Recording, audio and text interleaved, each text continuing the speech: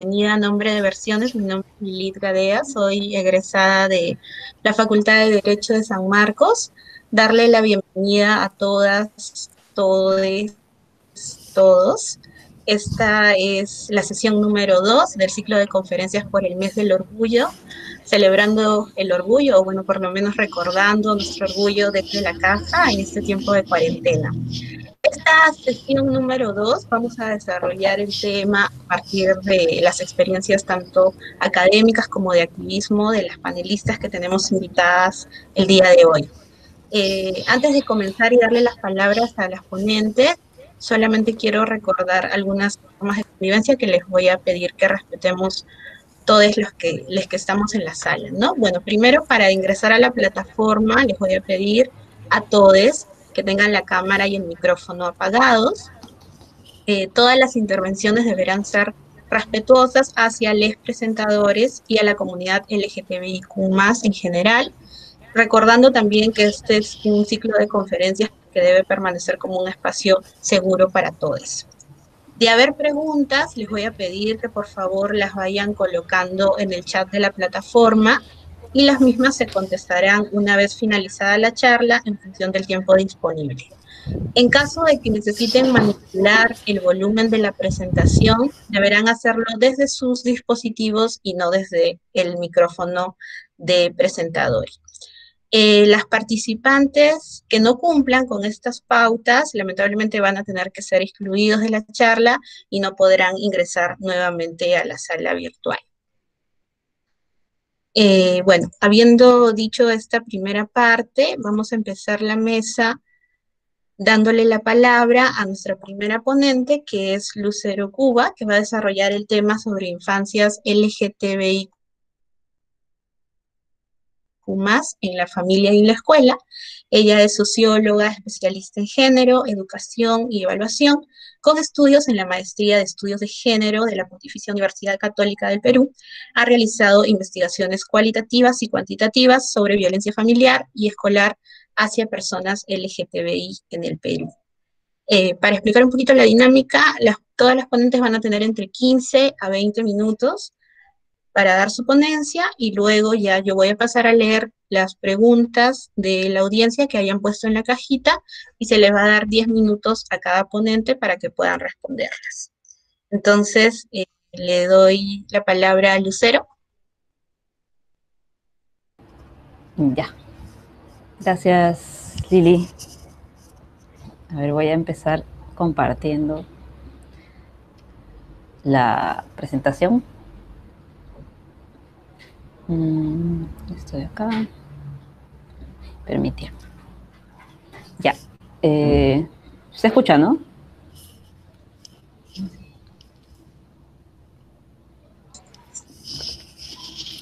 ¿Se escucha? Sí, te escuchamos. Ya. Sí, te escuchamos. Ya, bacán. Bueno, primero, buenas noches con todos, todas, todos. Agradezco la invitación de los amigos de Versiones. La ponencia que voy a presentar ahora se titula Violencia hacia niñas, trans, lesbianas, gays en la escuela y la familia, pero por la temática de la mesa me voy a centrar básicamente en la familia, que es el tema que nos convoca. Lo primero que hay que mencionar es que entender y sobre todo visibilizar la violencia hacia niñas, niños, niñas LGTBIQ se hace necesario en general, o sea, digamos que desde siempre, pero con más énfasis en los últimos años, en que en la región y sobre todo en el Perú hay fuertes lobbies de grupos fundamentalistas que entre sus distintas consignas, una de las principales es negar la existencia de niñas, niños y adolescentes diversos, ¿no? E imponer un modelo rígido, binario y patriarcal del género. Eso como contexto social. Y ahora, sobre esta ponencia, lo que va a hacer es básicamente presentar los resultados de 3 estudios realizados en torno a la niñez y adolescencia en mujeres trans, hombres cis, gays y mujeres cis lesbianas, enfocándonos en caracterizar la violencia homo-lesbo-transfóbica que se ejerce en los ámbitos de la familia y bueno, la escuela, ¿no? Esta compilación, este es un libro que está en PDF publicado, ese es libre. De hecho, acá tengo el link, se los pasaría por el chat, pero no sé si puedo escribir por el chat. Acá está. Ya, ahí les he puesto el link. Entonces empiezo con eso. Primero, para hablar de violencia homofóbica, lesbofóbica, transfóbica hacia niños, niños, niñas, es importante en la familia, por ejemplo, que es el tema del que vamos a hablar, es importante de tener claro el marco de aproximación, ¿no? De hecho, cada disciplina tiene sus propios marcos de aproximación. En mi caso voy a hablar desde la sociología. Entonces, lo primero que tenemos que tener claro al analizar cualquier fenómeno social es que la familia es una organización básica que opera en el marco de sistemas sociales, ¿no? Y así como la posición económica configura cómo funcionan ciertas familias y otras, así como las relaciones de género determinan cómo funcionan, cómo son las interacciones dentro de las familias, sucede lo mismo con la heteronormatividad. ¿Pero qué es heteronormatividad? Este concepto yo lo estoy tomando de un texto de Cosme del 2007, que propone entender la heteronormatividad como un sistema rector de dinámicas sociales en el marco de la modernidad occidental que se caracteriza por, primero, establecer una diferenciación y discontinuidad de género absoluta, ¿no? Que es lo que le llamamos el binarismo de género, ¿no? O sea, hay femenino, masculino y no hay nada al medio. Esa es una primera cualidad. La segunda es la dominación masculina, es decir, que la posición masculina está por encima de la posición femenina, ¿no? Y bueno, lo que normalmente podemos llamar machismo o patriarcado, ¿no? Y la tercera parte es la heterosexualidad como única forma válida de ser, estar en el campo de la sexualidad y la afectividad. Estas tres componentes hacen de este sistema un sistema de estratificación social. ¿Qué significa sistema de estratificación? Que es un sistema en el que hay determinadas distintas posiciones de distinta jerarquía, donde algunas tienen más peso que otras, ¿no? Y algunas, y eso es lo que vamos a ver ahora, las que quedan por debajo o incluso por fuera de este sistema son aquellas que son identificadas como abyectas y es donde se va a depositar los distintos mecanismos de violencia, ¿no? Lo que denominamos violencia homofóbica, así en el lenguaje común, no es otra cosa que la exclusión y marginación de las personas LGTBIQ+, para forjar y legitimar las identidades sexuales y de género aceptables según la heteronormatividad. ¿Qué significa esto? O sea, en terrenal es lo clásico que se ve usualmente, por ejemplo, en los colegios, cuando hemos pasado por el colegio, por la universidad, hay esta práctica muy común entre los grupos de chicos, fastidiar a uno de maricón, ¿no? Hacer eso no solamente es algo que va contra esta persona a la que fastidian, sino que es algo que usa el que lo hace para sentirse más legitimado como hombre heterosexual. Esa cualidad de este tipo de violencia es la que vamos a ver que la va a hacer particular, ¿no? Entonces, para entrar en este tema de la violencia homo-lesbo-transfóbica, lo primero que tenemos que tener en cuenta es que no es necesario conocer la orientación sexual o identidad de género de la víctima, pues lo importante es la intención de castigar o corregir o ridiculizar que tenga el agresor. Esto es muy importante sobre todo cuando hablamos de niñeces, porque es probable que muchas niñas, niños, niñas no hayan asumido una identidad de manera definitiva o externalizada, etcétera, ¿no? Entonces no se puede, que es algo que a veces alguna gente piensa, ¿no? Que necesita saber, este niño es gay o no es gay para saber si es violencia homofóbica, ¿no? Cuando en realidad no depende de eso. Y de hecho, tratar de pedirle que tenga alguna definición, eso mismo puede ser es revictimizante, ¿no? Lo segundo es que cualquiera puede ser agresor.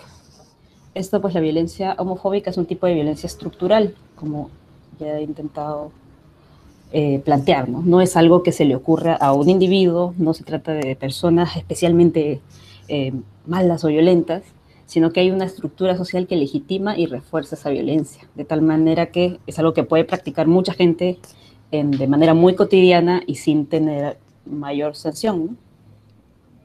En tercer lugar, la violencia homofóbica, al operar como castigo o aleccionamiento de la persona que se sale de los parámetros hegemónicos de masculinidad y feminidad, da un mensaje a las demás personas de advertencia o amenaza de castigo.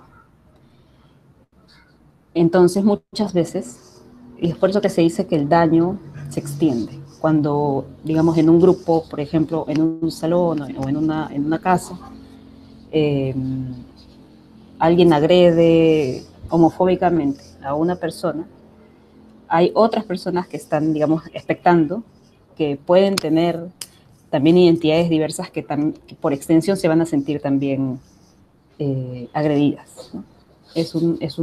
Porque finalmente lo que se aplica es una sanción social. Y lo otro importante es que la homofobia hace que las identidades LGTBIQ sean un estigma, en donde se produce constantemente un límite entre estigmatizado y normal, en el cual si es que tú no rechazas al estigmatizado, corres el riesgo de también ser estigmatizado. Entonces volvemos al ejemplo de estos chicos que se burlan del amigo, del compañero que le dicen maricón. Porque cada vez que lo hacen, se posicionan a sí mismos en el lado del normal, ¿no? del chico heterosexual, súper canchero, que ejerce este tipo de violencia, ¿no?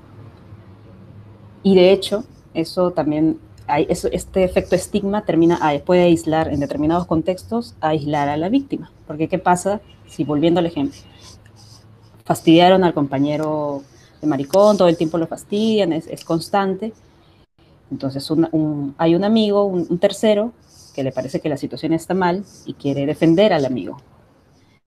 Lo más probable es que al querer defender al amigo, a él también lo tilden, por ejemplo, de maricón o lo que sea. Entonces es una práctica que termina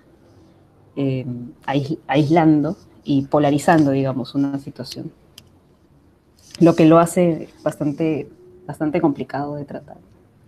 En el contexto de la familia, sucede también esto mismo del estigma, que pasa mucho y se ve también en algunos testimonios, que por ejemplo, para un padre tener un hijo gay no solamente es que mi hijo es gay, sino que el estigma de la homosexualidad entra a la familia y puede recaer en el mismo, ¿no?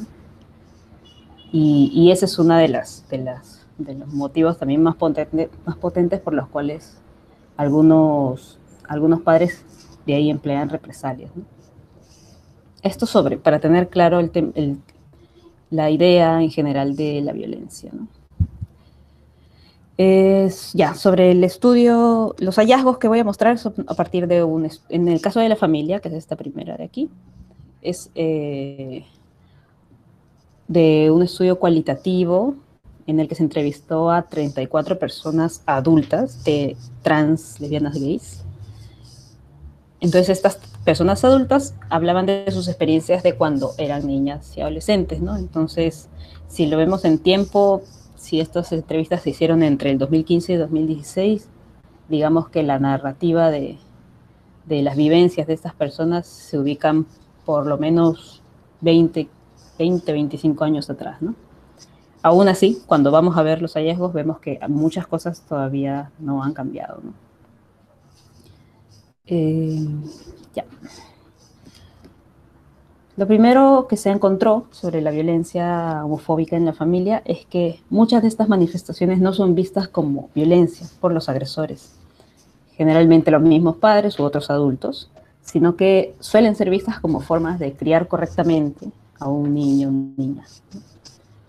Retomando el modelo conceptual que revisamos, recordamos que a la base de cualquier caso de violencia hacia personas LGTBIQ hay un contexto estructural de homofobia. Y las familias no son la excepción, sino que son parte central del funcionamiento de este sistema. Entonces, vamos a ver, entre los principales hallazgos de estos testimonios se encuentra es muy común, por ejemplo, el control la masculinización y feminización como una forma de violencia de género, sobre todo en la niñez y pubertad, ¿no? Es un elemento común que los padres o cuidadores ejerzan sobre las niñas, eh, formas de violencia, como en este caso, que esta mujer trans cuenta que a los 13, 14 años su tío se dio cuenta, lo que dice es eso, ¿no? Que se dio cuenta que era afeminada, me comportaba como una dama y me hacía la vida imposible, me pegaba y bueno, le agrede físicamente, verbalmente, psicológicamente. Entonces, claro, ante eso el único objetivo, digamos, de esta mujer era poder vivir sola y tranquila fuera de ese ambiente, ¿no?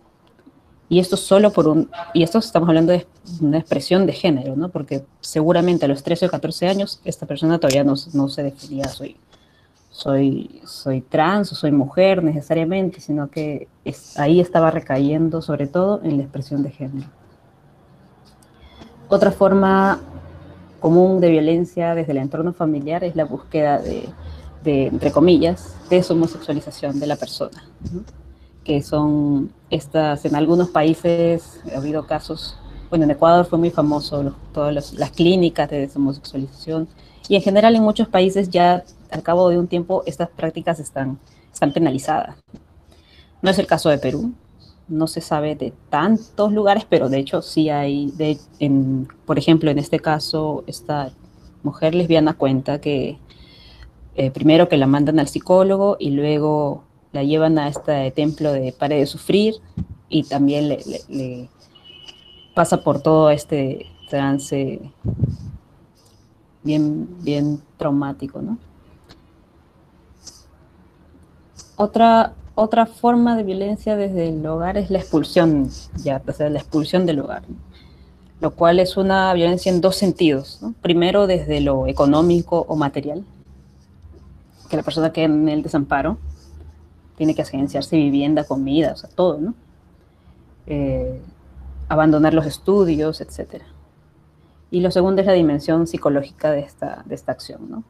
Al echar a una persona de casa, adolescente o por ahí, se da un mensaje muy fuerte de que su hogar no es incompatible con su expresión o su identidad de género o su orientación sexual. De ahí termina, este tipo de violencia termina afectando a la persona no solo a un nivel nuevamente psicológico, sino también que luego va a ser muy evidente a nivel económico, ¿no? Y un último hallazgo que consideramos muy relevante es el de la transformación de la familia, que se da de dos maneras, ¿no? Por un lado, uno chiquitito, ante las múltiples experiencias de rechazo y de represión desde el propio ámbito familiar, la idea original de familia se quiebra, se cuestiona y se reconstruye, creando el concepto de familia como elección y como espacio de soporte.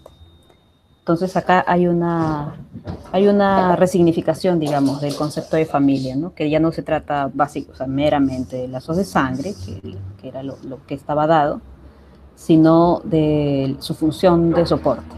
Entonces esto plantea una resignificación. Y lo otro es que las familias heterosexuales se abren ante la diversidad, ¿no? La mayoría de casos, el rechazo inicial se va matizando y eventualmente abandonando, ¿no? Como en este caso de esta mujer de 31 años que comenta esto, ¿no? Que al inicio les daba vergüenza, pero que ahora era la hija que siempre había querido tener, ¿no? Le dice su papá. Que finalmente nos va dando luces muy importantes sobre el potencial transformador de lo que aquí está pasando, ¿no? En esta pequeña comunidad. La parte de la escuela me la voy a saltar porque además ya se me está acabando el tiempo, pero lo que sí quería era recoger algunos elementos transversales que se encontraron al analizar tanto la situación en la familia como la situación en la escuela, que ya ahí tienes más o menos buena parte de la vivencia de niños, niños, niñas LGTB, ¿no? Lo primero es que la violencia homofóbica o lesbofóbica, transfóbica no es un hecho aislado, no es una agresión puntual que afecta a una persona una vez o dos veces en su vida, sino que se trata de dinámicas de polivictimización, la agresión se da múltiples veces, de múltiples formas, en múltiples entornos, por distintos agentes, y esto agrava los impactos negativos que tiene este tipo de violencia en las personas. Lo segundo es que tanto en el entorno familiar como en el entorno escolar se encontró bastante prevalencia de violencia sexual, no solamente en números, o sea, más, sino también en que está, digamos, perversamente, se usa la orientación sexual de la víctima para justificar, digamos, que haya ocurrido algún hecho de violencia sexual, muy parecido a lo que pasa con las mujeres, ¿no? Por ejemplo, en esta cita, no la puedo leer toda, pero básicamente la madre de este chico le dice que su hermano lo violó básicamente porque él era así, ¿no? Porque él era gay. Lo otro es que la situación no es la misma para todas ni todos, ¿no? Son las personas trans las que en la niñez y adolescencia viven una situación más intensa y directa de violencia. Las niñas, en este caso que el estudio se hizo con niñas trans, no abordé niños trans en ese momento. Ellas, al ser identificadas como niños afeminados, son usualmente el cuerpo sobre el que cae la inyección y rechazo desde pequeñas en el hogar y en la escuela. A medida que crecen, esto también se da en los espacios públicos, posteriormente en la vida adulta. Además, todo esto que se habló de la expulsión del hogar suele ser mucho más fuerte también en esta población, ¿no? Lo cual termina afectando a largo plazo ya todo el proyecto de vida, la situación educativa, laboral, etc., ¿no? Y bueno, en un país como el Perú, donde no hay una identidad de género. Finalmente, hemos visto que, o sea, con este tipo de acercamientos se evidencia que la escuela y la familia no están siendo espacios seguros para las niñas, niños, niñas LGTB, lo cual es, incluso en una situación de cuarentena como estamos ahora, es particularmente preocupante, ¿no? Ante esto es evidente la necesidad de construir nuevas familias y escuelas que estén basadas en el más absoluto respeto por las expresiones e identidades de sus miembros. Entonces, para cerrar, retomando el modelo que revisamos, habíamos dicho que a la base de cualquier caso de violencia hacia personas LGTBIQ hay un contexto estructural de homofobia. Las familias no son la excepción, son parte central del funcionamiento de este sistema, de que el sistema se siga reproduciendo, pero también son parte central de la transformación de este sistema. Y es por eso que visibilizar y reclamar la existencia de nuestras familias diversas es tan importante. Gracias. Gracias, Lucero. Muy importante la reflexión que nos ofreces en tu ponencia, sobre todo en estos tiempos de cuarentena donde las familias juegan un rol principal en nuestras vidas, ¿no? Bueno, ahora vamos a darle la palabra a la doctora Elvira Álvarez. Ella nos va a exponer sobre la obligación del Estado peruano en el reconocimiento del matrimonio igualitario. Ella es magíster en Derecho y abogada por la Universidad Nacional Mayor de San Marcos. Es jueza suprema provisional de la Corte Suprema de Justicia de Lima, integrante de la Comisión de Acceso a la Justicia para Personas en Condición de Vulnerabilidad y Justicia en tu Comunidad del Poder Judicial, docente en la Maestría de Derecho de Familia de la UNIFE y también nos ha acompañado algunos años en San Marcos, dando el curso de familia. Ojalá la podamos tener pronto también. Le doy la palabra a la doctora. Gracias. Muchísimas gracias a ti, Lili, por la presentación, pero además por esta gentileza de la invitación que nos permite mantenernos siempre vinculadas a un movimiento que debemos nosotros sentir que la articulación nos favorece para seguir dialogando, seguir dando apoyo, soporte y a la vez buscar los cambios que pretendemos, ¿no? Muchísimas gracias entonces por esa invitación. Quiero felicitar a Lucero por su exposición y saludar a quienes comparten esta tarde la mesa, a Cecilia, a Teresa y a todas, todos y todes que nos están acompañando esta tarde. Voy a presentar en la pantalla, Lilith, y por favor me aseguras que se esté presentando un PPT para hacerlo más entretenido. No sé si ya está. Sí, lo vemos. Solo quiero robarte un segundito para pedirle nuevamente a todos los participantes que apaguen sus micrófonos y sus cámaras. Hay una persona que está con la cámara encendida, por favor, para que no se nos corte y pueda ser de corrida la presentación. Le doy la palabra nuevamente, doctora. Gracias, Lili, muy amable. Bueno, es súper importante que en este mes del orgullo, que San Marcos celebra la diversidad, recordemos también cómo vamos con la obligación de los estados, y en este caso nuestro estado peruano, el reconocimiento del matrimonio igualitario. Yo le he dividido en tres partes, una primera para ver el contexto favorable, digamos, dentro de lo reducido que aún es el número de países, pero pienso que se ha ido avanzando. En un segundo momento, importantes precedentes que desde el punto de vista internacional, porque hablamos de cortes constitucionales, pueden reflejar varias y varios de las ideas y pensamientos que deberíamos nosotros consensuar en estos reclamos y reconocimientos que pretendemos que llegue el Estado peruano. Y una última con una visión sintética de lo que han avanzado otros países y por qué resulta interesante conocer de ello, ¿no?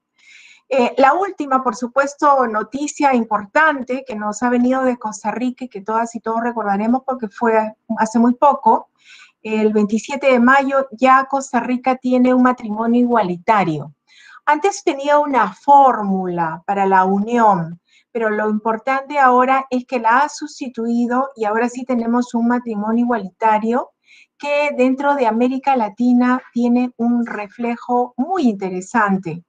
Los demás países que ven ustedes en la diapositiva sobre el lado izquierdo y al costado están los años del reconocimiento para este matrimonio civil igualitario, nos hacen ver que es en este siglo XXI donde realmente estamos avanzando y creo que todo lo que inicialmente se logró, como dice Carlos Celada, el profesor de la Facultad de Derecho de la Universidad del Pacífico y un activista por esencia, él ha señalado que hay 3 etapas en estos avances y que nos encontramos en este siglo XXI en una etapa de consolidación.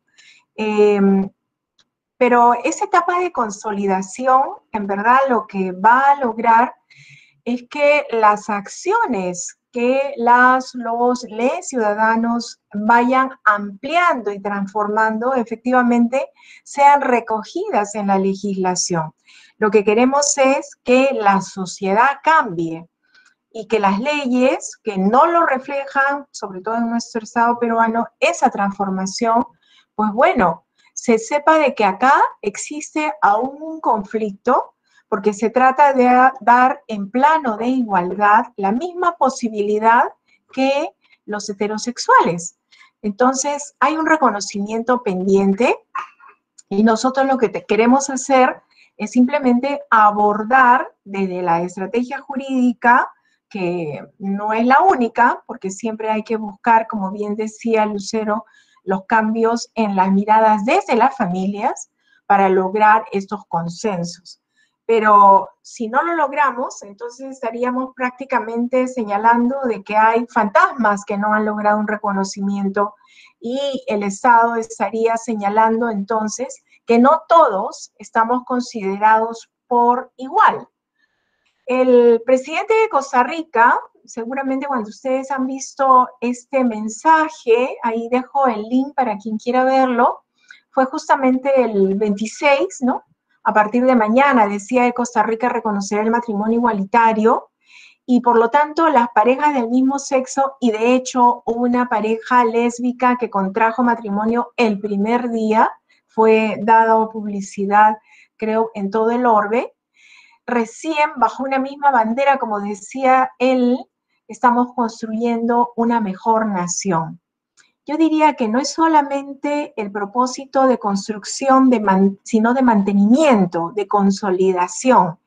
Esa construcción se hace, como dice Marta Lamas, en esta revista Debate Feminista, que ustedes pueden acceder a ella googleándola, es fundamental para esa vida democrática, no solamente en Costa Rica, sino también en nuestro país o en cualquier otro, porque consolidamos entonces una ciudadanía que se sienta efectivamente reconocida, porque las brechas y las desigualdades lo que hacen es, desgraciadamente, reproducirnos y generar contradicción dentro de un mismo pueblo. Este artículo que ha sacado, es una publicación, perdón, no un artículo, de Carlos Celada, que les invito a acceder, es accesible desde cualquier buscador. Es una presentación que él acaba de realizar sobre el valor de las opiniones consultivas de la Corte Interamericana de Derechos Humanos. ¿Eso es un debate, Elvira? ¿Por qué está en signo de interrogación? Efectivamente, lo que sucede es que siempre se ha considerado que estas opiniones consultivas, como no tienen la coerción, la posibilidad de ser vinculantes, como sí lo son las sentencias de la Corte Interamericana, entonces se habla de un derecho conocido como el soft law, un derecho leve, un derecho que no es tan obligatorio.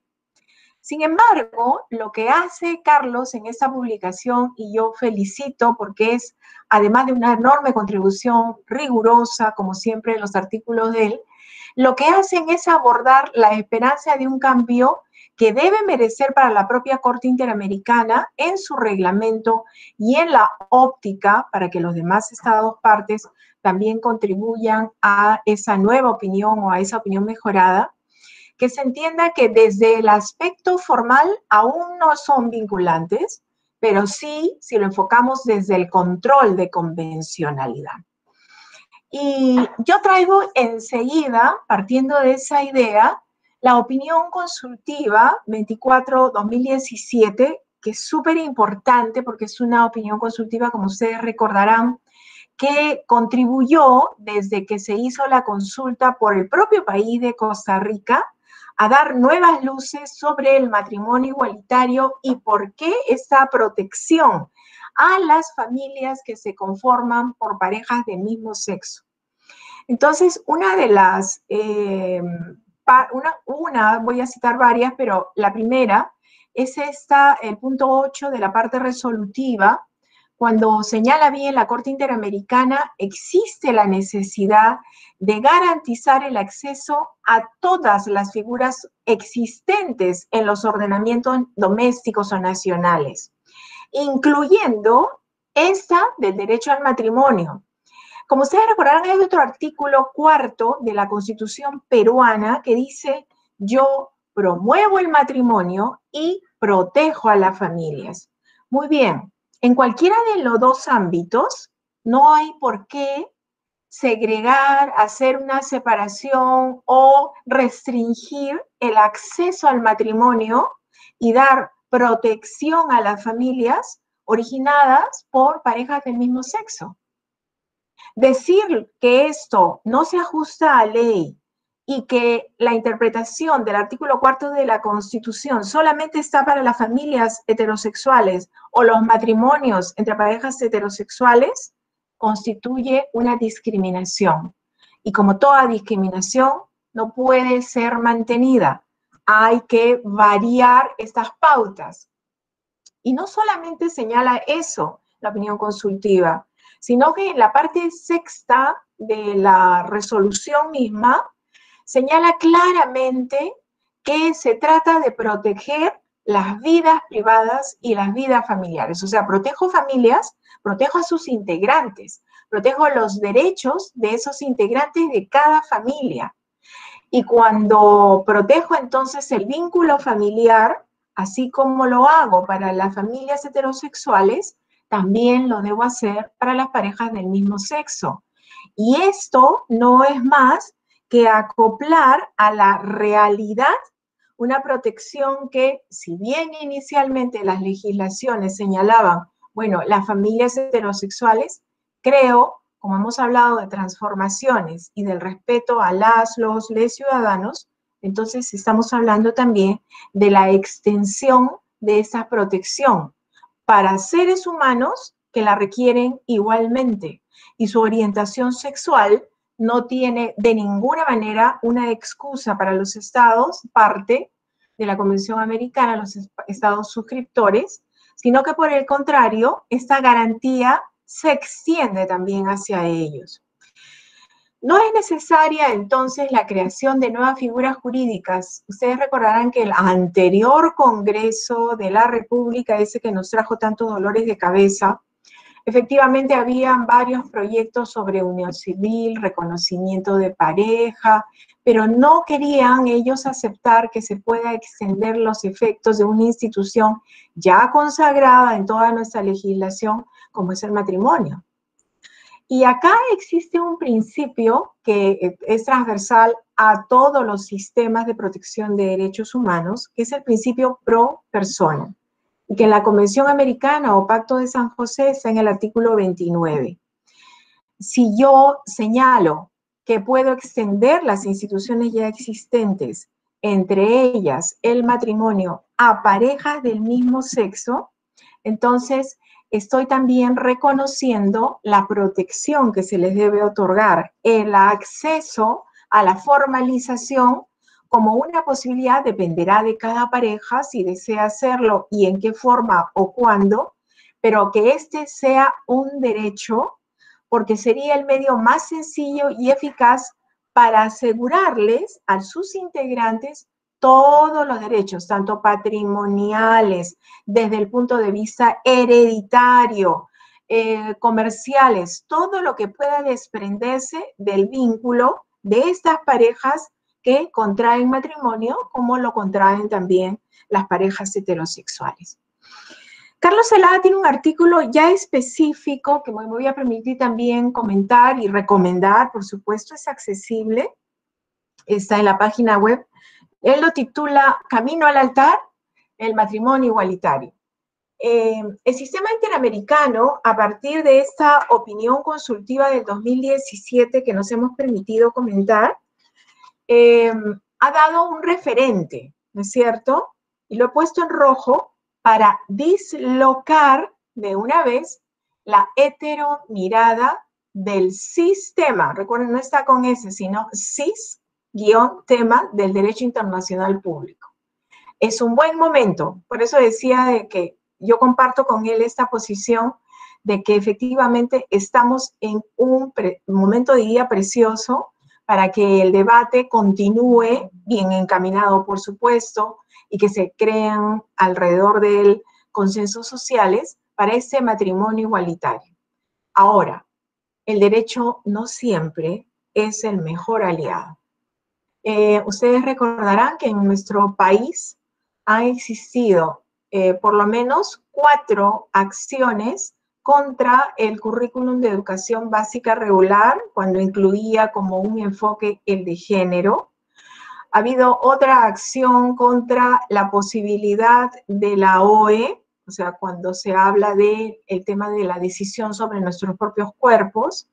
Ha habido un debate y aún está pendiente de varias instancias en cuanto a personas que ya contrajeron matrimonio siendo parejas homosexuales en otro país, pero no se les ha reconocido cuando quisieron inscribirlo en RENIEC, e incluso la paradoja de 2 mujeres que tienen un matrimonio y que simplemente querían que su hijo aparezca como hijo de ambas, y eso todavía está en debate. Sí, es cierto, a veces el derecho puede no ser un aliado confiable, pero eso no significa que tengamos que aceptar que este debate que se prolonga en tanto la legislación o el jurista a cargo no lo reconoce, no significa que claudiquemos, sino que en cada una de estas que serían las acciones para retroceder en lo avanzado, sepamos nosotros que cada una de las posibilidades a raíz de lo que significan estas acciones, tanto para la pareja misma involucrada, pero por supuesto por su proyección a la sociedad, creo que no debemos renunciar a participar y a difundir y, por supuesto, seguir generando consensos. En esta segunda parte, como anunciaba, me parece súper importante recordar que ya existen criterios, esa es la Corte Constitucional de Colombia en el año 2016, que respecto a sistemas democráticos constitucionales, se reconoce la existencia de límites en el ejercicio del poder público a las mayorías, porque necesitamos contribuir al reconocimiento de derechos a la dignidad humana que actúan como precondiciones.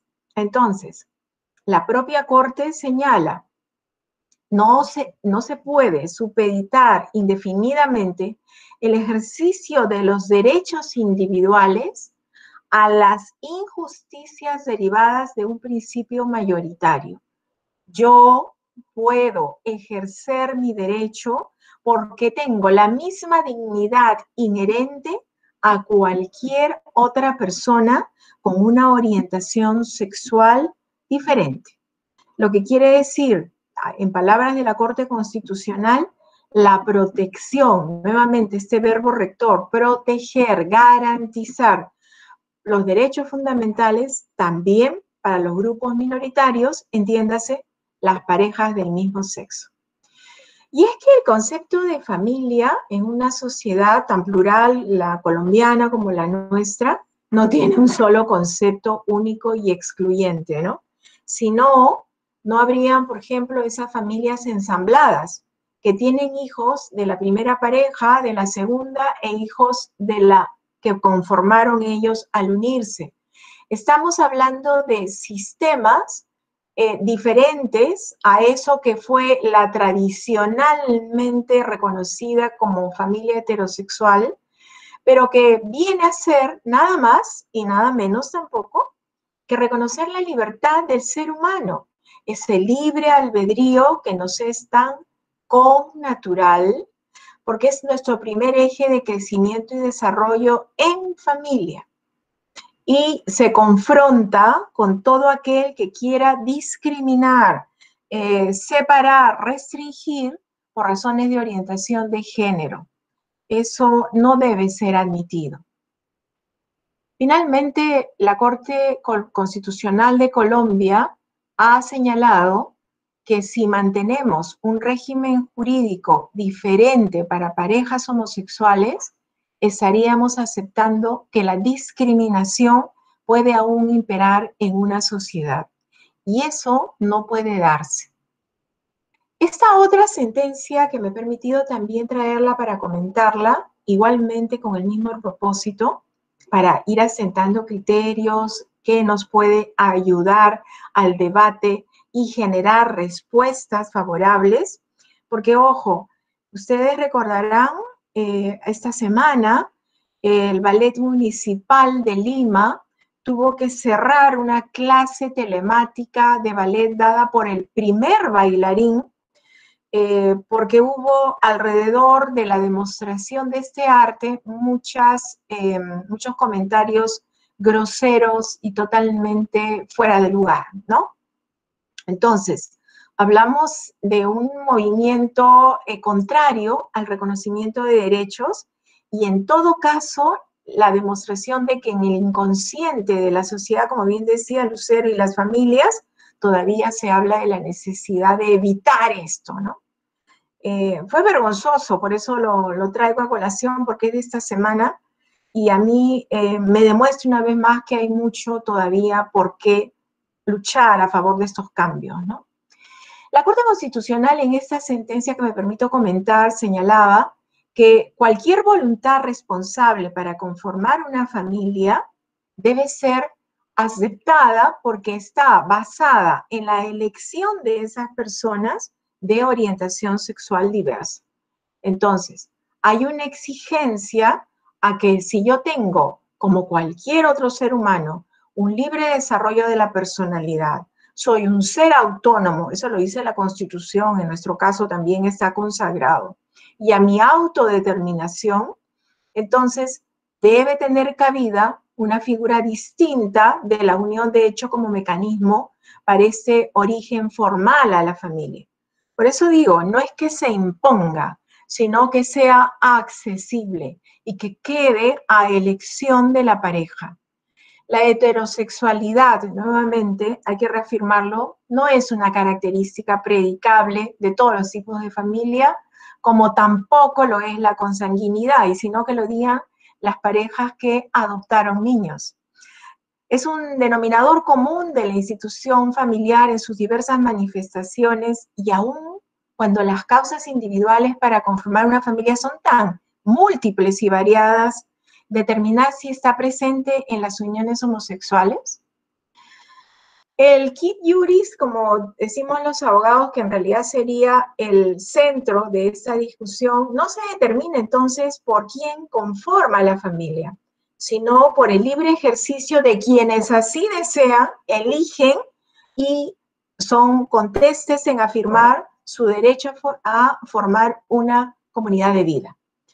Los fines del matrimonio no son solamente el desarrollo de la sexualidad o la procreación, sino mi voluntad de esa convivencia y cómo puedo yo generar lazos permanentes con la pareja que he elegido.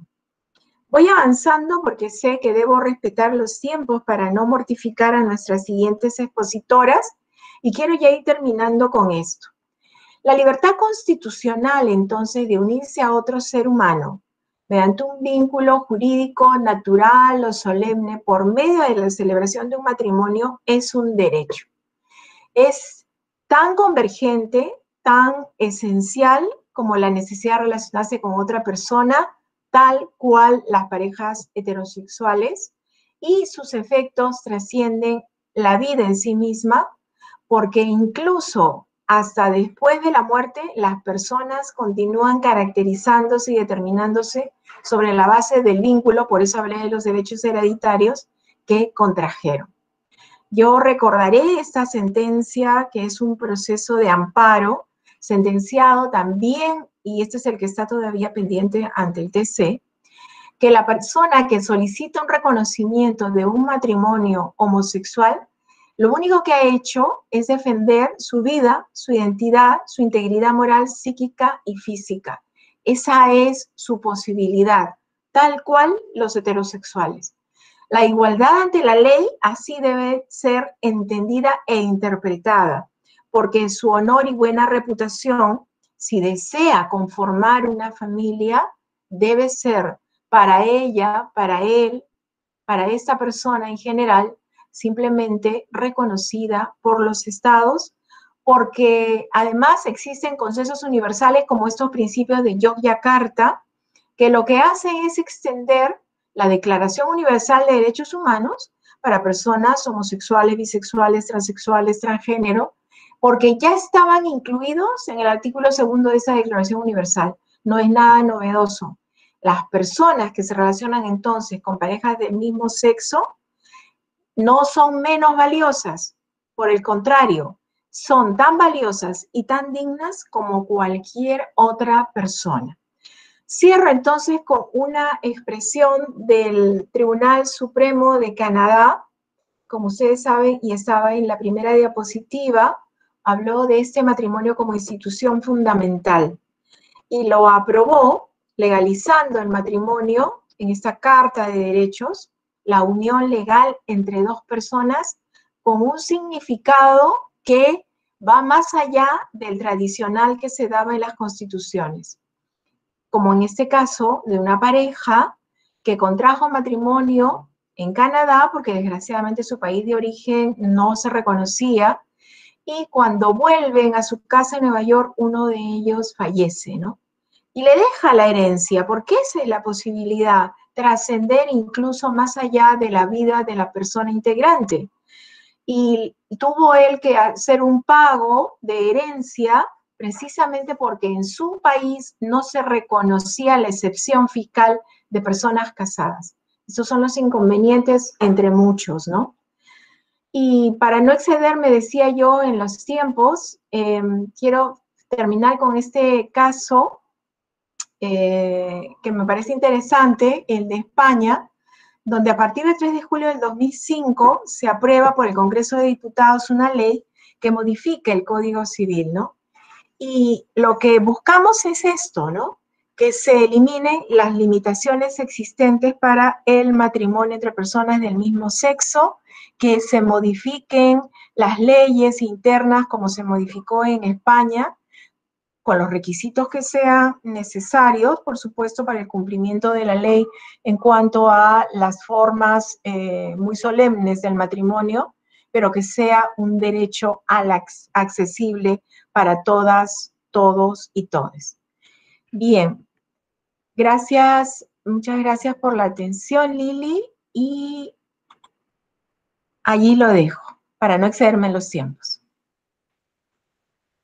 Ya, muchas gracias, doctora. Siempre es muy interesante escucharla. De hecho, a raíz de su exposición y del tema que nos convoca ahora, me gustaría compartirle a usted y a toda la audiencia que hace un par de horas aproximadamente se ha empezado a difundir la noticia de que un juzgado de familia en Chile ha reconocido la maternidad de dos madres lesbianas, bueno, los derechos filiales sobre su hijo, ¿no? Esta es una sentencia histórica también para ese país y que de hecho es un ejemplo para los casos que estamos viviendo aquí en el Perú, ¿no? Porque si bien a veces pensamos en que el matrimonio va a ser una puerta a algo nuevo, algo que de repente va a cambiar la vida de muchos, es más bien el reconocimiento de una realidad. Voy a dejar igual el link en la caja de comentarios para que lo puedan revisar. Les recuerdo a toda la audiencia que si tienen preguntas pueden ir colocándolas también en la caja de comentarios para poder agilizar luego de que terminamos las ponencias. La tercera parte de esta conversación está a cargo de las experiencias de dos madres activistas. La primera que va a conversar con nosotros es Cecilia Villanueva. Ella es madre de dos hijos, el mayor de ellos es homosexual.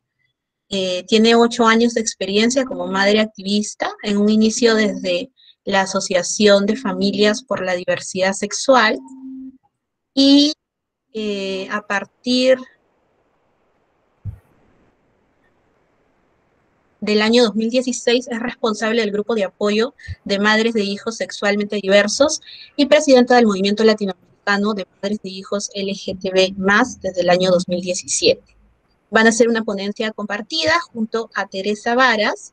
Ella es madre de 2 hijas, la menor lesbiana, con 11 años de experiencia como madre activista, en un inicio también desde la Asociación de Familias por la Diversidad Sexual del Perú, y actualmente como representante Perú del movimiento latinoamericano de madres de hijos LGTB+. Le doy la palabra entonces a Cecilia. Hola, buenas tardes con todos, todas y todes. ¿Me oyen? ¿Sí? Sí, te escuchamos. Perfecto. Por un tema de claridad y de orden, en la que va a empezar es Teresita. Entonces, empieza Tere y continúo yo. Mil disculpas. Ya, okay. Ya, no hay problema. Voy a compartir entonces.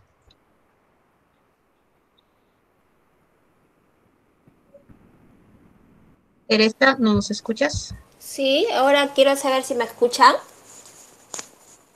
Sí. Sí, te escuchamos. Okay. Entonces, voy a obviar mi presentación porque tú la has hecho muy bien. Buenas noches, queridos jóvenes. Muchas gracias a Versiones por la invitación. Para mí es muy agradable estar aquí compartiendo un poco de mi experiencia. Soy Teresa Varas, estuve de voluntaria en la Asociación de Familias por la Diversidad Sexual y actualmente pertenezco al movimiento latinoamericano de madres de hijos sexualmente diversos. Este movimiento se forma el 6 de marzo del 2017, surge como respuesta a las situaciones de discriminación, exclusión y restricción de derechos, así como víctimas de distintos tipos de violencia que atraviesan niños y jóvenes que pertenecen a la comunidad de nuestros hijos. ¿Por qué latinoamericano? Pues porque es necesario unir fuerzas, demostrar que somos muchos los colectivos, grupos, movimientos y asociaciones y redes en general, las que respaldamos el derecho a la vida plena de los miembros de la comunidad LGTB. Más aún cuando los grupos pro familia discriminan a las familias que pueden formar nuestros hijos y cada vez actúan con mensajes y acciones más agresivas. Actualmente tenemos presencia en 13 países: Argentina, Bolivia, Brasil, Chile, Colombia, Costa Rica, Cuba, Ecuador, México, Panamá, Perú y Venezuela. ¿Cómo lo hacemos? Como movimiento de madres de hijos LGTB, elaboramos pronunciamientos ante situaciones de abuso dentro del entorno político, legal, de salud o laboral, los mismos que presentamos ante las autoridades legislativas de los países miembros, como parte del apoyo a la incidencia política que la causa requiere, y al mismo tiempo los difundimos en las redes a través de los videos, entrevistas, etc. Pero hoy estoy aquí como madre ante ustedes jóvenes con la intención de llenarlos de optimismo, esperanza y confianza. Optimismo porque no están solos, cada vez sabemos más padres que queremos aprender sobre la diversidad. Esperanza en que algún día el mundo será más abierto a los cambios, donde nadie se fijará en las diferencias. Confianza en que el amor prevalecerá por encima de los prejuicios, estigmas y dogmas, y así todos los hijos serán amados por igual. Ser padre de por sí es difícil, y ser padres empáticos y asertivos es casi imposible. Yo he pasado por todas las etapas del proceso y comprendo muy bien por qué algunos padres reaccionan como lo hacen generalmente. Casi toda mi generación es producto de una educación represiva, vertical y machista. Y nuestros padres, sus abuelos, también fueron criados así. Somos el producto de la sociedad del azul para los niños y el rosado para las niñas. Un sistema binario con estereotipos bien marcados sobre el rol de cada género. Siempre he querido ir contra la corriente. Al educar a mis hijas, quise que ellas sean libres, que jueguen con juguetes como pelotas, carritos o trompos, que estudien lo que quieran, que se casen si quieren y si no, que convivan. Muy moderna era yo, hasta que descubrí que mi hija menor era lesbiana. Nos invaden sentimientos de miedos, de preocupación y de prejuicios, ya que estamos seguros de que allá afuera le harán daño y se burlarán de ella. Nos aterra el qué dirán de los familiares, los amigos o los vecinos. Luego vienen los sentimientos de culpa. Fui una mala madre, muy sobreprotectora, el padre un tanto ausente, o quizás, lo peor, no supe inculcar los preceptos religiosos y un sinfín de motivos para entrar en el drama. Mientras ustedes como hijos se sienten perdidos y solos, nosotros ocupados en el duelo, pensando que jamás será igual. Y por supuesto que no sería igual, sería mejor cuando nos damos cuenta que el amor que sentimos por nuestros hijos es mayor al miedo. Cuando reaccionamos a tiempo, todo es mejor. ¿Cómo llegué a la comunidad LGTBI? Yo me acerqué a la diversidad con la menor de mis hijas, sin ninguna experiencia en el tema. Me cogió por sorpresa. Se me hizo un proceso largo. Siempre quise lo mejor para mis hijas. Y yo no sabía nada de la comunidad LGTBI. Solo lo que los medios nos mostraban. Nadie está preparado para una noticia de esa magnitud. Por mucho tiempo andaba como perdida. Amaba a mi hija, pero sentía que quedaron pendientes muchos abrazos, palabras cariñosas y largas conversaciones. No hubo ni psicólogos ni psiquiatras que me ayudaran. Y aquí hago hincapié de que hay muy buenos, los especialistas en el tema de género. Hasta que entendí que debía revertir esta frustración en mí, en algo bueno. Llegué a la conclusión de que ningún niño o joven debe sentirse solo, ni raro, ni diferente. La familia es el soporte de la vida emocional de toda persona. Jamás se le debe negar a un hijo un abrazo o una palabra de aliento. Entonces yo podía ayudar con mi experiencia a hacer entender a otros padres lo importante que es dar amor sin condiciones. Es muy importante que las madres comprendamos que el amar diferente no tiene nada que ver con el valor de nuestros hijos como seres humanos, con sus diferentes capacidades. Tengo 2 hijas y me siento tan orgullosa de ambas. Mi hija mayor está casada, no vive en el país y ella ya me ha dado 2 nietos. Mi hija menor, igual que la mayor, también pudo estudiar y desarrollar una carrera. Ella vive aquí, pertenece a la comunidad LGTBI y es tan capaz, una gran persona. Ha escrito ya 2 libros sobre género, sigue estudiando, siempre está preparándose. ¿Qué puedo decir de ella?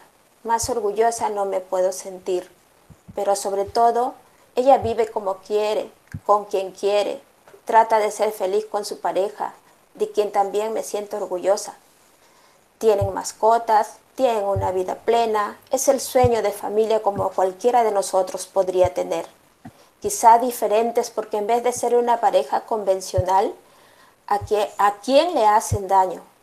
Mientras ellas paguen sus impuestos, en vez de ser una pareja convencional, ellas son una pareja homosexual y eso ¿a quién le importa? ¿A quién le hace daño? Mientras ellas paguen sus impuestos como todos, deberían tener los mismos derechos. La familia de mi hija mayor es reconocida en cualquier sociedad. Si mi hija menor viviera allá, su familia también sería aceptada por las leyes que rigen ese país. Ese es el sueño que tenemos como familia, que sean consideradas personas con derechos como todos, que no tengan que emigrar para ser reconocidas. Salir del closet. Me contaba un joven que su madre, al sospechar de su orientación, eligió el temor al que dirán, a la vergüenza, y le pidió que se vaya. ¿Y qué hace un chico de 14, 15 o 16 años afuera, solo, expuesto a muchos peligros, que luego influye totalmente en su proyecto de vida? Así que, jóvenes, si quieren contarle a sus padres de su orientación sexual, hay que prepararse, estudiar y observar sus reacciones ante noticias o eventos sobre homosexualidad. ¿Qué piensan sobre el tema? Luego, buscar un aliado en su entorno, que puede ser un hermano, un tío, un primo o cualquier familiar cercano que tenga apertura y sensibilidad. Alguien que sirva de cómplice, de paño de lágrimas y algo muy primordial. Si no están seguros de cómo van a reaccionar sus padres, tengan un poquito de paciencia. Esperen a terminar de estudiar o a tener un trabajo que les sirva como soporte económico. Para el caso de que tengan que salir del hogar, porque por muy padres que sean, nadie tiene derecho a maltratarlos ni física ni emocionalmente. No se debe tolerar eso. Alcanzar la independencia tanto económica como emocional es alimentar nuestra autoestima. Quiero contarles que lo que más me enorgullece de pertenecer a este movimiento es que somos madres que nos organizamos para ayudar a otras madres, para acompañarlas, para resolver sus dudas, para comprender sus frustraciones, para que no crean que son las únicas. Pero también, y muy importante, para que si en algún lugar hay un niño o una niña que se siente solo, que crea que es el único, decirle que no, que hay muchos como él y todos son valiosos, que están sanos, que no están enfermos, que la diversidad solo es una característica más de la naturaleza, nada más. Y por último les pido, jóvenes, que sean auténticos, sean ustedes mismos, que no les importe lo que digan. No miremos cómo lucimos, cómo vestimos o de qué color somos. Miremos más adentro, miremos el corazón. Muchas gracias. Gracias por escucharnos.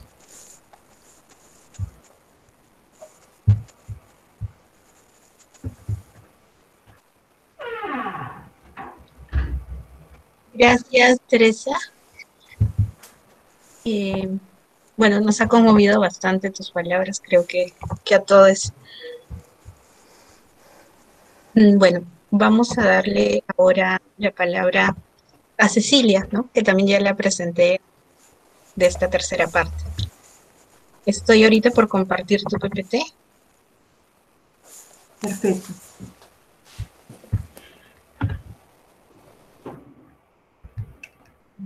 todo voy expresando nuestro agradecimiento al Grupo de Versiones de la Universidad San Marcos, desde Grupo de Apoyo a Madres de Hijos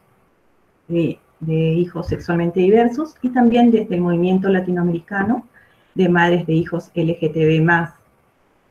En algunos puntos quizás la información el compartir va a ser un poco reiterativo o reafirmando lo que ha dicho mi compañera Tere, compañera amiga, compañera de batalla en esta lucha por los derechos de nuestros hijos. Vamos a iniciar. Yo lo estoy presentando. ¿Okay? Dice, podemos... ¿Ves el PPT? Sí, lo veo. Lo puedo ver. Bien. ¿Sí? Entonces, ¿me ven ustedes también? Sí, ok. Dice, familias diversas. Pasamos a la siguiente. Gracias.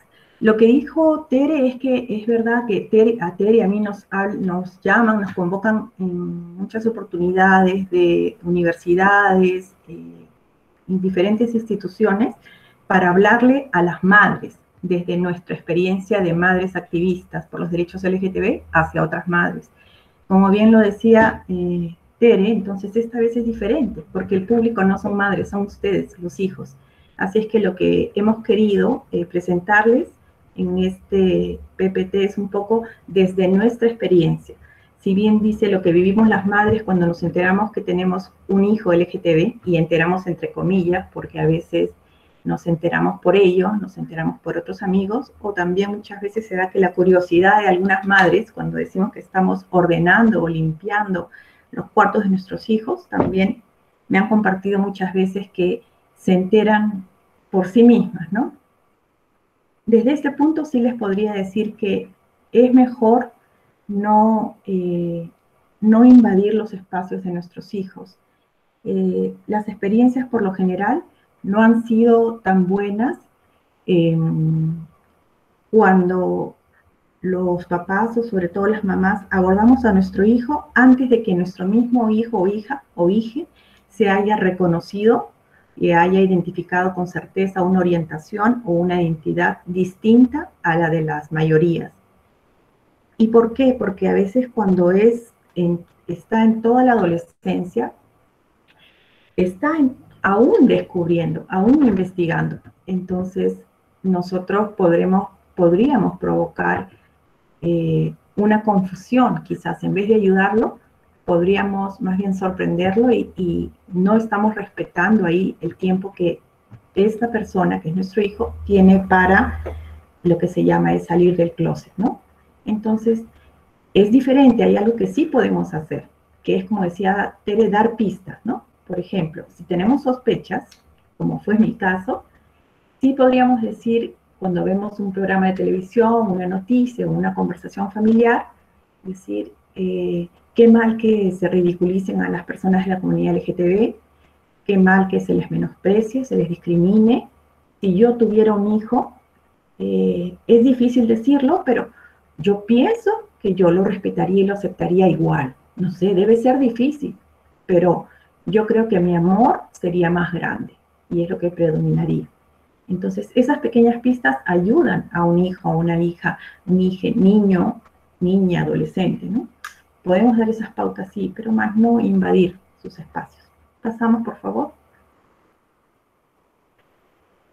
Lo otro que quisiera decirles también es que cada familia, cada caso es muy distinto.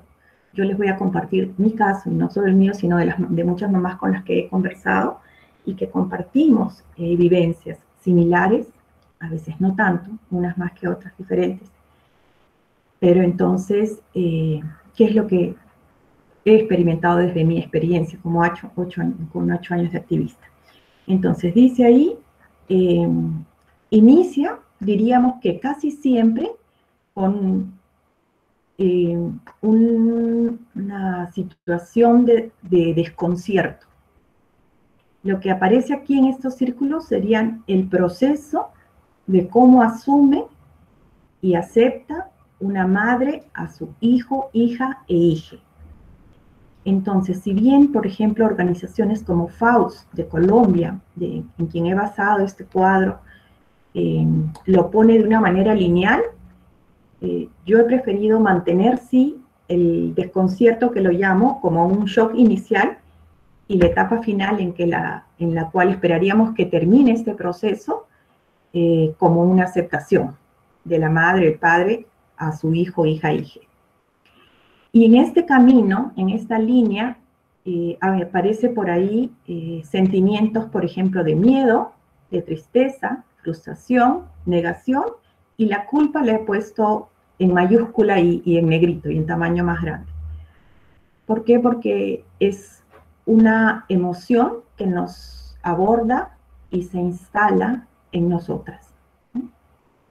La culpa, como mencionaba Tere, fue mi único hijo, lo sobreprotegí, no lo dejaba salir, se crió entre mujeres, seguro porque me separé del padre cuando estaba muy pequeño, fue mi caso, yo me separé del papá de mi hijo cuando tenía 2 años y medio.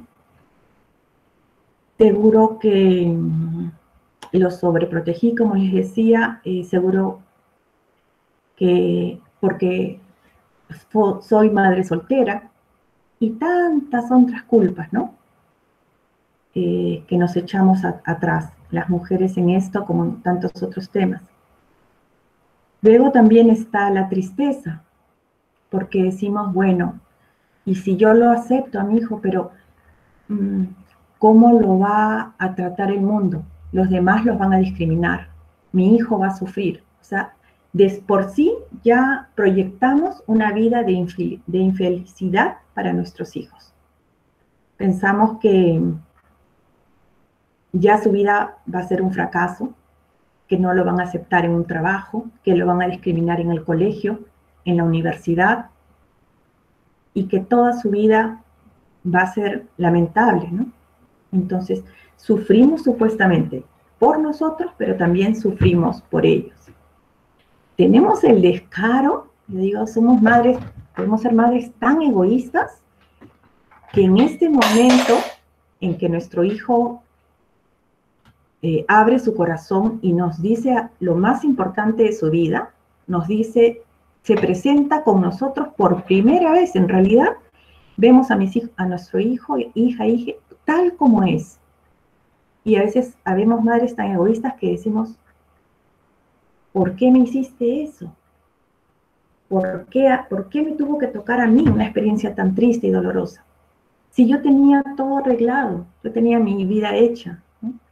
Si yo quería nietos, o sea, yo, ¿qué me van a decir mis amigas, mis familiares? ¿Cómo voy a salir a la calle? Y peor, cuando nuestros hijos, hijas, hijes son activistas. Quiere decir que salen a las calles y luchan por los derechos, salen en las redes, son activistas LGTB visibles, ¿no? Entonces, hay también egoísmo, yo pondría en algunas madres, ¿no? Somos tan poco empáticas que ponemos el foco en nosotras en vez de abrir los brazos a nuestro hijo o hija que viene, se acerca y que viene con una mochila tan cargada, tan llena de piedras, de dolor, de sufrimiento, que es lo que ha arrastrado desde el día que fue consciente de su identidad, de su orientación distinta a la de la mayoría,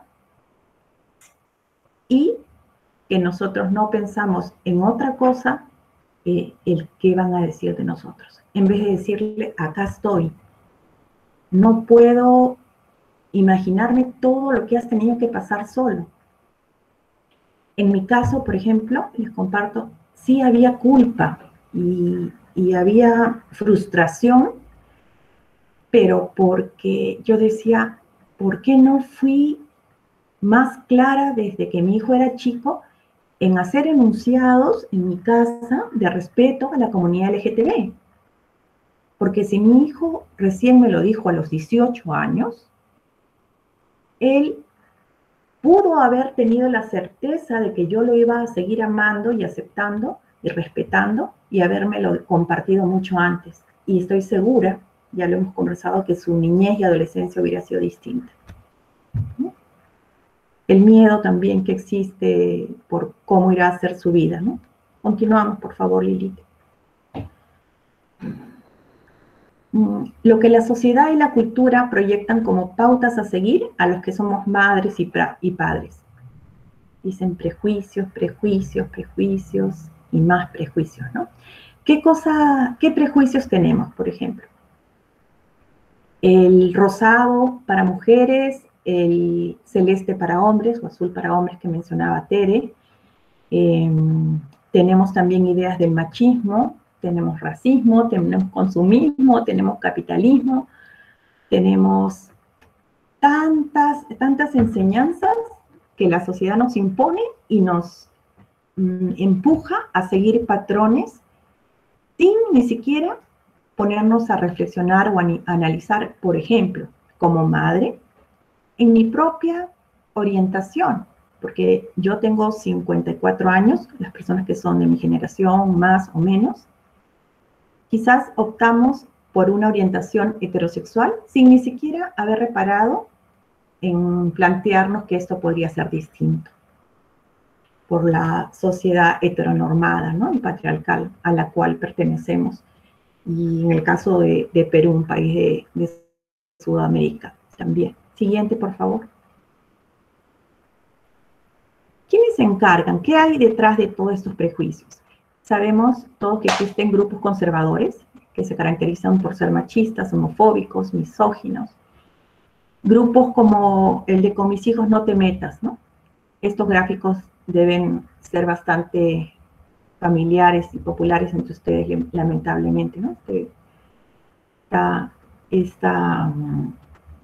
Este cartel que dice, Dios dice, no te echarás con varón como con mujer, eso es abominación, ¿no? Citan un pasaje de la Biblia, un versículo de la Biblia. Entonces, grupos como estos de Con mis hijos no te metas, también movimientos pro vida, movimientos pro familia, tenemos otra imagen también ahí, dice, voy a defender la familia natural, cuando este señor se levanta muy pro vida, muy pro familia, y resulta que esta persona tenía 2 familias, ¿no? El señor Luna. Les decimos ahí, ¿cuál de las 2 familias va a defender? Entonces, hay muchos temas de doble moral, muchas veces, ¿no? Por experiencia les puedo compartir que si bien mi hijo, Carlos, que ahora ya tiene 26 años, cuenta con todo mi apoyo, sé lo que es la felicidad de un hijo con el apoyo de su madre y que lo acepte con la orientación que tiene, que es homosexual. Y sé también lo que es no contar con el apoyo del padre, ¿no? El papá de mi hijo no quiso saber más desde los 18 años que mi hijo nos compartió que era homosexual, ¿no? Entonces, por eso les digo, y sin embargo, él trabaja a favor de movimientos pro familia con la Iglesia Católica y otras más instituciones del Estado, ¿no? Entonces, con esa intención, entonces, ¿cómo defender la familia si tenemos esta paradoja, ¿no? Luego dice, grupos como Padres en Acción también, no sé si los recuerdan, hace 2 años, año y medio, salieron los voceros de Padres en Acción, pretendiendo adueñarse de la voz de todos los padres y madres, y luego también pretendiendo hacer creernos que había solo un tipo de familia. La siguiente, por favor. Y al frente de este grupo sale un grupo valioso, como es el colectivo de Madres en Acción, que lucha por el enfoque de género en la educación. ¿Por qué hablo de este grupo? porque es un grupo de madres, muchas de ellas feministas, muy fuertes, con las cosas muy claras, al que tuve el gusto de pertenecer en la etapa inicial, y que es muy importante, ¿por qué? Porque si no existiera, como que no se da un enfoque de género en el currículum de educación básica regular, nuestros hijos LGTB tienen menos oportunidad de crecer en libertad, aceptación y normalidad su sexualidad. Porque sabemos que en los colegios, y menos en la casa, se habla de temas desde una postura de respeto a la diversidad e inclusión, ¿no? Entonces vemos cómo todos esos temas van de la mano y con una respuesta desde la mujer fuerte en su rol de madre. Continuamos, Lilith, por favor. Ahí tengo una foto que pueden ver, la primera es donde fue la primera reunión, el 7 de julio del 2018, la primera reunión en la que participó Madres en Acción, donde se formó, luego sale a la marcha, salieron también a la marcha contra la corrupción, ahí en la Plaza de Armas, Plaza San Martín, y luego también reunidos con el Ministerio de Educación, ¿no? Recuerdo que esta foto les dio mucha cólera a los pro familia, porque decían, el Minedu le está dando pase y se reúne con las Madres en Acción, y a nosotros no nos dan la facilidad, ¿no? Pasamos a la siguiente, y es también porque nosotros como madres tenemos muchísima influencia y capacidad de llegar y tocar las puertas y que se nos abran esas puertas, porque somos madres que defienden a sus hijos. Entonces tenemos más facilidad muchas veces para poder ser escuchadas. ¿Por qué una madre elige hacerse una activista y ser visible? Muchas conocidas, muchas amistades me dicen, pero Cecilia, si tú ya aceptas a tu hijo, o sea, ¿a santo de qué tienes que hacerte activista y hablar del tema, no? En mi caso, esto fue, yo lo que me comento ahí, ¿no? Cuando una madre evidencia injusticia, violencia, discriminación, la vulneración de los derechos humanos, porque no son privilegios, son derechos humanos que exigimos para nuestros hijos, por una sociedad en la que el amor sea capaz de vencer a los prejuicios. Para eso luchamos y por eso luchamos. Ahí en esa marcha salí yo, eso fue en julio, en la Marcha del Orgullo del 2016, donde hice esta mamá marcha por la vida de su hijo homosexual. Recuerdo que me hice el cartel y recuerdo los palitos muy largos y que no pesaran, porque tenía que ser mi cartel muy alto. Y me puse, como ven en la foto inferior, atrás de Bruce y de Belaunde, porque dije, la prensa los va a enfocar a ellos porque son congresistas y tiene que leerse mi cartel, ¿no? De hecho, luego esa foto se viralizó en julio del 2016 y fue el inicio del grupo de apoyo a madres de hijos homosexuales. Empecé con las publicaciones en Facebook. Pasamos, por favor. Así fue la marcha del 2017-2018. Tenemos, nuestro correo es madreorgullosoyfeliz@gmail.com, porque eso nos identifica. Somos madres orgullosas y felices. Cuando salgo a la calle con este polo o con cualquier arete o pañuelo o bolso, yo siempre digo, no camino cabizbaja, triste, camino alegre, sonriendo, dando ese mensaje de que somos madres orgullosas y felices. Ahí estamos con Tere, en la otra foto, ya es la marcha del 2018. Siguiente. Aprendiendo y compartiendo, ¿no? Con Tere en el Congreso, llevando los pronunciamientos de los cuales ella mencionaba, el movimiento, con 2 congresistas también, buscándolos, tratando de apoyar en la incidencia política que hacen grupos de activistas, de jóvenes, ¿no? De colectivos. Ganando nuevas amigas, ahí con Teresita y Amanda. Siguiente. Activando a tiempo y a destiempo. Hasta el 2017 yo fui una persona súper religiosa, católica, apostólica, romana, practicante.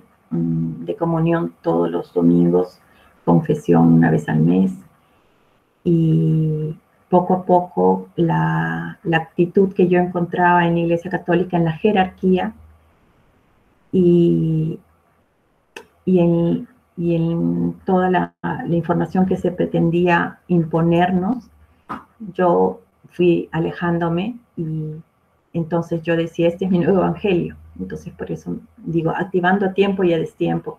Ahí estoy con Carlos en una universidad, compartiendo nuestros testimonios con Kai Picani, un colectivo en Apurima de jóvenes, y ahí ven en una foto, ven en la selva, en un mototaxi, la tarjeta también de publicidad, en la playa, Hey Soy Gay, y la ponía en mi Facebook, en el Facebook personal, para hablar del tema, y hasta en el corredor, ¿no? Ponía ahí la tarjeta también, si la ven. Desplazaba otra que había y ponía la mía. Siguiente. Eso es lo que quisiera compartir, y nuevamente las gracias, y esperamos las preguntas, ¿no?, por parte de ustedes.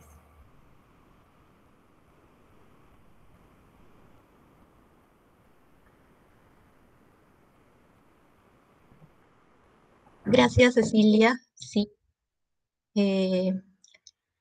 Bueno, a ver, voy a leer, tenemos pocas preguntas, igual voy a leer un poco los comentarios.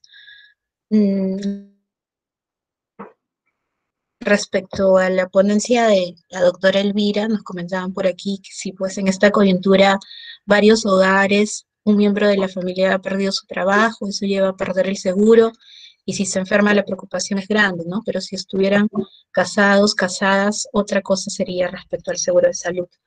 Otra pregunta que hay por aquí para la doctora Elvira es, bueno, creo que es más una consulta. Yo y mi pareja, mujeres ambas, queremos casarnos en el extranjero, Argentina, para luego volver aquí y establecer una demanda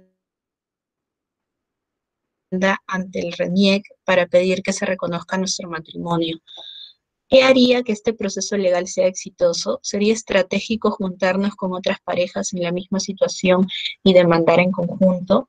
¿Cuáles serían las probabilidades de lograr que se falle a nuestro favor? Por aquí otro comentario también de otra persona de la audiencia que recuerda cuando le dijo a su mamá cuando salió del closet, ¿no? Solo te tengo que contar algo, pero te pido que no cambies el amor que me tienes. No es fácil para ambos lados, pero después que llueve sale el sol. De hecho, sí, bueno, desde Versiones creo que es la primera vez que hacemos un evento con las madres activistas. Creo que esta sesión ha sido muy enriquecedora para todas, todos y todes, ¿no? Vamos a pasar, solamente son estas las preguntas, voy a suponer que nadie más tiene ninguna pregunta, vamos a pasar a una última ronda, si quieren comentar algo finalmente, y bueno, para las ponentes que tienen preguntas, para que puedan brindar las respuestas. Lucero, tus palabras finales. ¿Sí?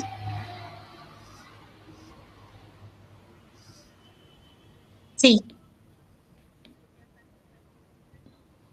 Si deseas dar unas palabras finales. Ay, ¿cómo es esto?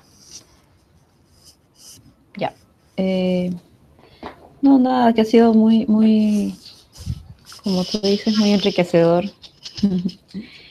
Y también me llama la atención las distintas perspectivas desde la cual se ha abordado, ¿no? Porque en verdad que eso es una cosa que me olvidé de decir. O sea, cuando hablamos de familias diversas, tenemos, bueno, mi exposición fue básicamente las niñas, niños, niñas, ¿no? Pero de ahí viene también el otro lado, que se ha empezado a hablar también el reconocimiento a las familias diversas, ¿no? Que ese es uno de los puntos de lucha, bueno, desde hace años, ¿no? Y que, por ejemplo, y claro, en el caso de las personas trans es como que un doble reconocimiento, ¿no? Es desde su identidad y luego desde la formación, constitución de familias, ¿no? Entonces, en general creo que en el Perú es un tema que no debemos dejar que nos arrebaten, ¿no? Porque un poco ese es el sentido de lo que tenemos que hacer, como lo que decía Cecilia, o sea, coges marcha por la vida, pero ¿la vida de quién, no? O sea, la vida de... Y ahí tenemos que poner a las personas, o sea, a las personas por las que tenemos que luchar, ¿no? Así como cuando hay marcha por la familia, o sea, perfecto, ¿no? O sea, son por las familias del Perú que finalmente son las que a la hora de la hora, como ahora, cuando hay crisis, son las que se tienen que chantar encima el problema y sacar adelante a sus miembros, ¿no? Y todo ese reconocimiento, como dice, alguien puso por ahí un comentario, ¿no? ¿Qué es lo que pasa ahora? Que no sé qué, una persona pierde el trabajo. Entonces, claro, la precariedad que ahorita está atravesando todo el país es una precariedad doble en el caso de las familias homosexuales, por ejemplo, ¿no? Porque no hay reconocimiento. Entonces, nada, igual nuevamente felicitarles por la organización de la mesa, del panel, y bueno, eso, amigos. Gracias, Lucero. Vamos a darle ahora la palabra a la doctora Elvira. Igual, bueno, su exposición fue muy interesante, como ya le había comentado, y había versado bastante sobre los derechos de las personas LGTBI al matrimonio igualitario, pero en este caso que estamos hablando un poquito más de familias, quisiera que pueda ampliar sobre el enfoque del interés superior del niño, ¿no? Porque normalmente es un enfoque que lo utilizan los antiderechos para decir que se vulneran los derechos de los niños, niñas, niñes, pero yo creo que también a la hora de que hablamos de familias es muy importante también pensar en los niños, ¿no? Cómo les va a beneficiar este reconocimiento de sus familias diversas en caso tengan familias homoparentales. Pero por supuesto, lo que pasa es que el concepto del interés superior del niño es uno no acabado. Se amolda a lo que puede considerarse lo primordial para ese niño, niña, niñe específico, en concreto. Es decir, hay una observación general para quienes quieran darle una miradita del Comité de los Derechos del Niño, la ubican como observación general 14 del CRC, en inglés el Comité de Derechos del Niño, y en ninguna forma el comité señala que puede esto adaptarse o pensar de que es exclusivo para una criatura en determinadas condiciones. Es para todas y para todos, para todes. Además, la búsqueda de protección, vuelvo a repetir, es una obligación desde los estados. Entonces, a la vulnerabilidad de un niño en general, tú lo que seguramente puedes ya imaginar es cómo esta se incrementa o se intersecciona, porque ahí podríamos hablar de la interseccionalidad con varios factores que se potencian, ¿no? No solamente es por la edad, también puede ser por la orientación sexual, la discriminación siempre omnipresente, desgraciadamente. Y entonces eso nos lleva a pensar de que debemos procurar formas de protección específica para casos determinados. Evelyn puso acá que en la coyuntura varios hogares, uno de los miembros de la familia ha perdido el trabajo, ¿no? Y por lo tanto perdí el seguro y si se enferma la preocupación es grande, pero si estuvieran casados otra cosa sería. Claro, pero ¿sabes qué? Creo que es la alternativa de poder continuar con el seguro facultativo. Este seguro facultativo te permite mantener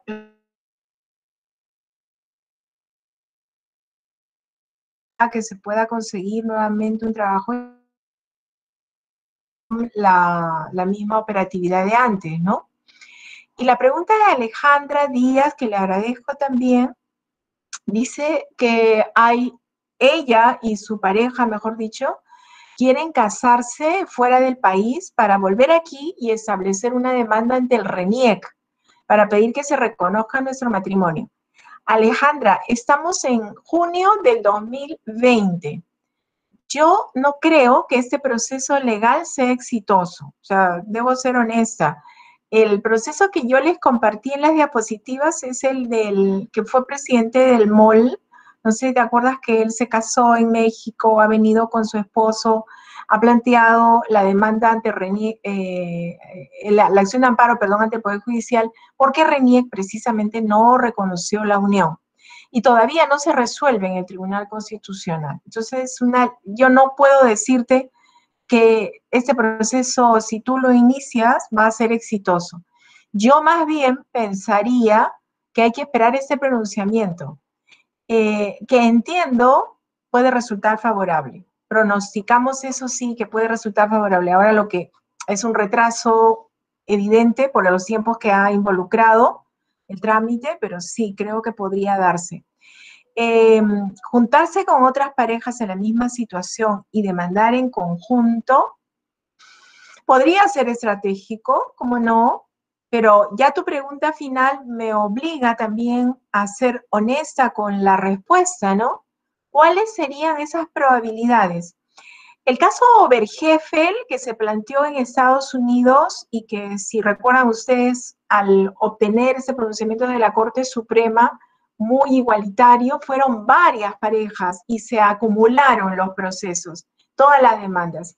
Y fue una donde la diversidad precisamente motivó a tomar en consideración no solamente los derechos a acceder al matrimonio, sino también involucrar los derechos económicos, los derechos hereditarios. Es un proceso, una sentencia, perdón, muy interesante.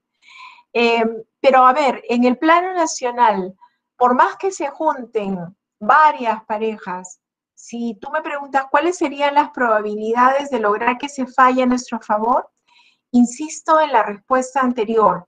Creo que hay que esperar el proceso del que fue dirigente del MOL, que está todavía en el TC. ¿Y por qué se ha demorado tanto, etcétera? Sí, hay un montón de explicaciones ahí alrededor, pero una de las principales podría ser que no se ha generado el consenso entre la parte, digamos, conservadora de los integrantes del TC, ¿no?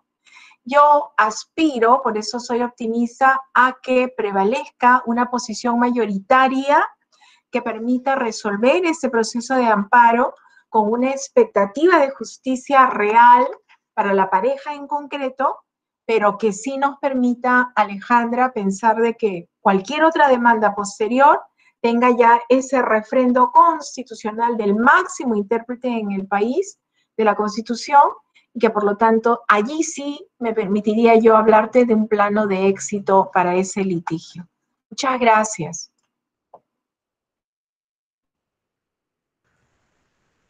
Gracias, doctora. Vamos ahora también con palabras finales de Cecilia.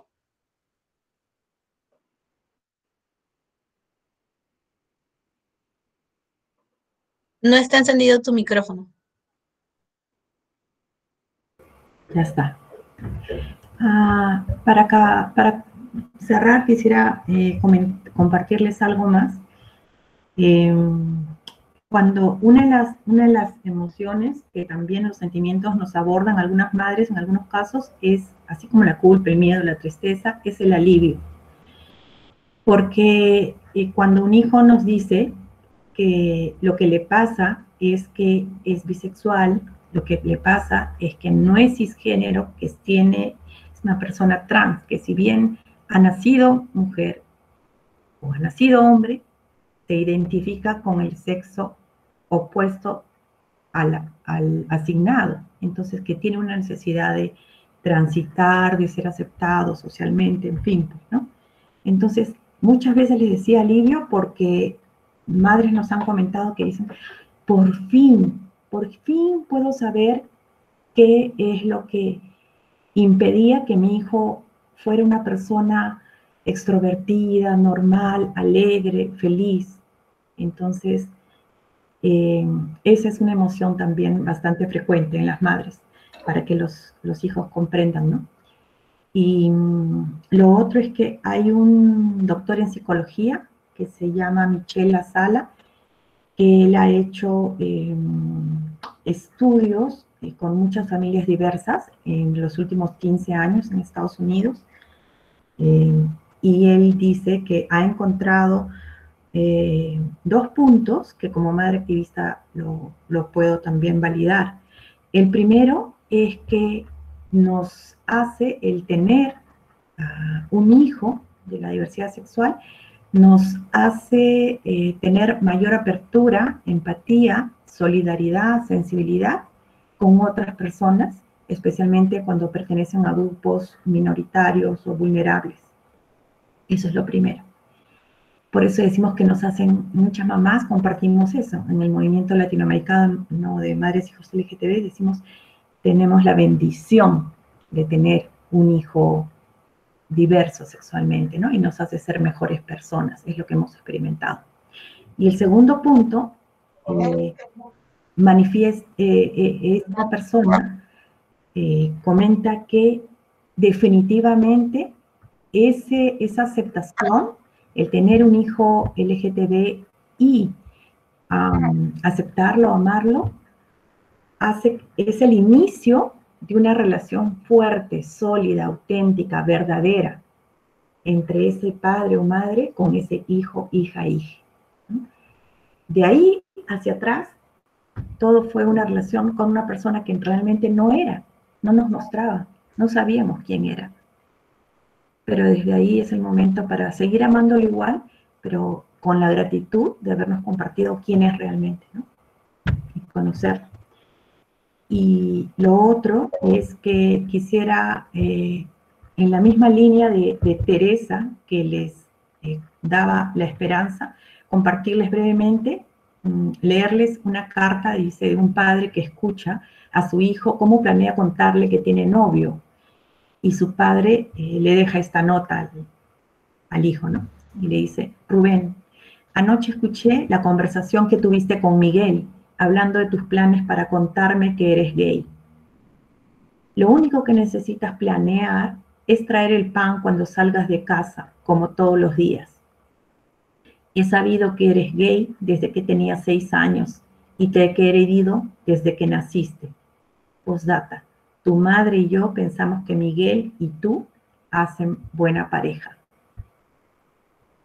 Entonces, eso. No siempre va a ser fácil, no siempre va a ser rápido, pero colaboren también ustedes con su seguridad, su asertividad, el llevar a sus papás o mamás a grupos de apoyo de familiares, de madres y paciencia. Paciencia y perseverancia que pueden tener todos, todas y todes, mamás que les puedan abrir su corazón. Gracias. Gracias, Cecilia. Teresa, para que nos puedas brindar tus palabras finales.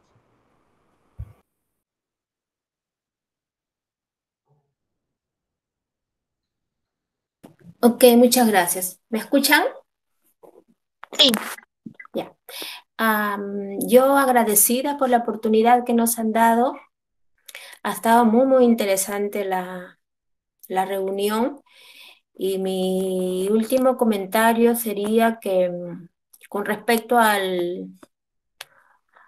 la persona que sería tu cómplice en tu familia, en las redes sociales yo sigo a un psicólogo muy famoso que contó un caso de un joven que era gay, uno de sus pacientes, y le había ido a contar que